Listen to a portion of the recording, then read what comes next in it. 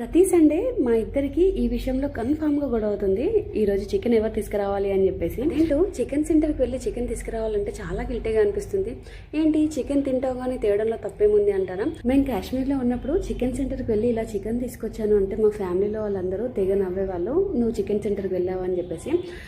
మన సైడు ఆడవాళ్ళు ఎక్కువగా చికెన్ సెంటర్ వైపు వెళ్ళరు, ఏదున్నా మగవాళ్ళే తీసుకొస్తారు.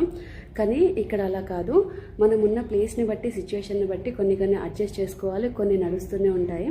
ఇంకా నిజంగా నేను చాలాసార్లు అబ్జర్వ్ చేశాను, చికెన్ సెంటర్ ముందు ఆడవాళ్ళు నిల్చుంటే అదో విధంగా తప్పులా చూస్తారు. కానీ తప్పదు, కొన్ని సందర్భాలలో వెళ్ళి తేవాల్సిందే.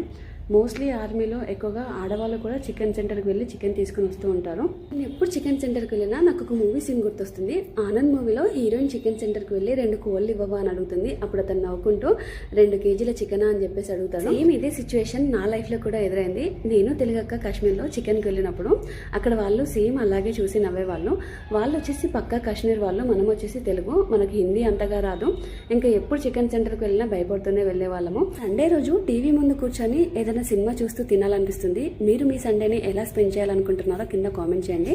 ఆడవాళ్ళు చికెన్ సెంటర్కి వెళ్ళడం నిజంగానే తప్ప, అది కూడా కామెంట్ చేయండి. చేసే చికెన్ కర్రీ కాకుండా ఇలా ఒకసారి ఫ్రై ట్రై చేయండి, చాలా బాగుంది. నచ్చితే లైక్ చేయండి, సబ్స్క్రైబ్